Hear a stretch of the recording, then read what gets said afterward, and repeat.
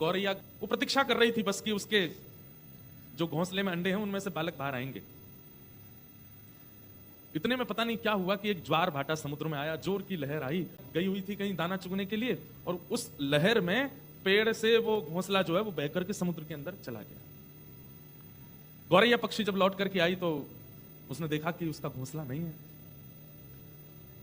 हाथ जोड़ करके समुद्र नारायण से प्रार्थना करने लगी, आप इतने विशाल हैं, आप इतने बड़े हैं, आपका स्वरूप इतना बृहद है, हे समुद्र नारायण, मैं छोटा सा एक पक्षी हूं और मेरे छोटे छोटे अंडे हैं घोंसले में, और वो अभी डूबा नहीं है आपके अंदर, मुझे दिख रहा है वो तैर रहा है। आप कृपा करके एक ऐसी लहर लेके आओ ना कि ये घोंसला बाहर कर दो, मेरे बालक मुझे वापस कर दो।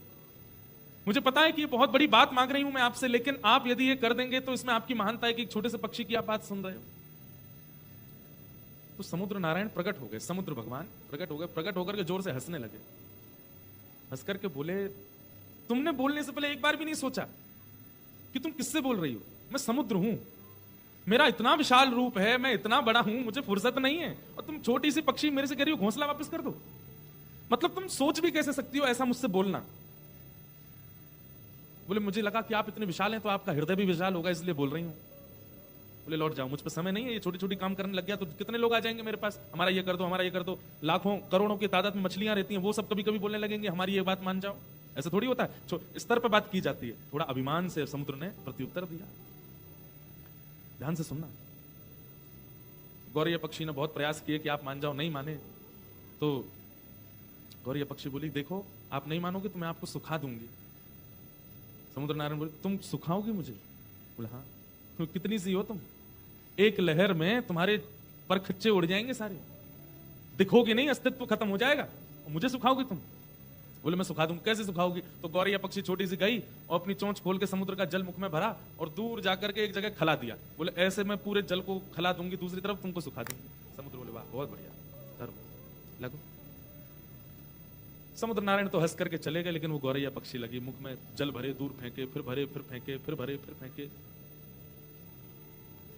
उसको देख करके दो चार गौरैया पक्षी और लगे। बोले, बताओ ये इतनी सी है, समुद्र को कम करने के लिए इसने ये बेड़ा उठाया, हो नहीं सकता, हम जानते हैं, पर ये कर तो रही है फिर भी। और धैर्यता के साथ सब लगे हैं कार्य को करने में। गौरैया पक्षियों को देख करके अन्य पक्षी प्रजातियों ने सोचा, जब ये लग रहे हैं तो हम क्यों नहीं लगे? तोते भी आ गए, साथ में कोयल भी आ गए, कौवे भी आ गए, जितनी पक्षियों की प्रजाति, सबके मन में आया कि समुद्र सूख तो नहीं सकता, पर ये गौरैया जब हार नहीं मान रही है, इतने धैर्यवंत होकर के कर रही है, तो हम क्यों ना इसकी सहायता करें। सब लोग लग गए। देखते ही देखते पृथ्वी पर जितनी पक्षियों की प्रजाति है सब एक साथ इकट्ठे हो गए, और किलोमीटरों अंदर तक समुद्र में केवल पक्षी ही पक्षी हैं, अपनी चोंच में जल भरते हैं और ले जाके बाहर फेंकते हैं। समुद्र हंस रहा है, बोल, करो, तुमको पता है तुम एक क्षण में जितना जल लेकर के बाहर फेंकते हो, उसका 1,00,000 गुना ज्यादा जल हर क्षण मुझ में आ भी रहा है, हजारों नदियों से, क्या कर लोगे इससे तुम?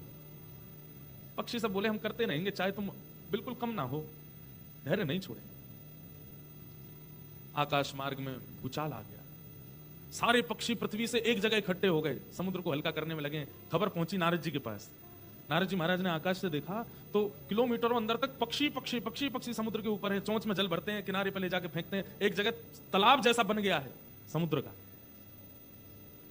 नारद जी महाराज ने मन में विचार किया कि यह समुद्र कभी हल्का हो नहीं सकता, समुद्र कभी सूख नहीं सकता, इसीलिए तो वो नारायण का स्वरूप माना जाता है, क्योंकि वो कभी खत्म हो ही नहीं सकता। लेकिन इन पक्षियों का धैर्य देखो, इन पक्षियों की लगन देखो, इन पक्षियों का विश्वास देखो, ये लगे हैं करने में। लेकिन समुद्र का जो अभिमान है ये अच्छा नहीं है। अगर समुद्र को थोड़ा अनुभव हो जाए कि वो घट रहा है तो अच्छा हो जाएगा। तो नारद जी महाराज सीधे गए गरुण जी के पास, भगवान के वाहन गरुण। गरुण जी से जाकर के कहा, तुम्हारी प्रजाति के पक्षी सब लगे हैं समुद्र को हल्का करने में, तो तुम आराम से आनंद कर रहे हो। गरुण बोला, मैं क्या कर सकता हूं, मुझे पता तो चला था, लेकिन इसमें कुछ हो तो सकता नहीं, पक्षी पागल हैं सारे, क्यों कर रहे हैं, हो ही नहीं सकता ये काम। बोले, हो नहीं सकता, लेकिन तुम चाहो, मैं चाहूं, सब चाहें तो नहीं हो सकता, लेकिन जिनको तुम कमर पे बैठा के चलते हो वो चाह जाए तो सब हो सकता है। अपनी पक्षियों की एक बार पक्षधर बन जाओ, कह दो उनसे, और सुखाए ना समुद्र को, लेकिन समुद्र को अनुभव तो करा दें कि वो भी सूख सकता है। गरुण जी बोले, ठीक है, मैं रात में जब ठाकुर जी शयन कर रहे थे, शयन करते हुए ठाकुर जी के चरण दबा रहे थे गरुण जी, और चरण दबाते दबाते दबाते दबाते गरुण जी ने अपने मन की बात कही। बात सुनकर के ठाकुर जी बोले मुझे दृश्य दिखाओ। जैसे दृश्य देखा ठाकुर जी बोले एक छोटे से गौरैया पक्षी के पीछे ये करोड़ों पक्षी लगे हैं समुद्र को सुखाने। बोले हाँ जी। और बोले घोंसले के लिए। घोंसला नहीं लौटाया समुद्र ने, हंस करके कह दिया छोटे छोटे लोगों की बात नहीं मानूंगा मैं।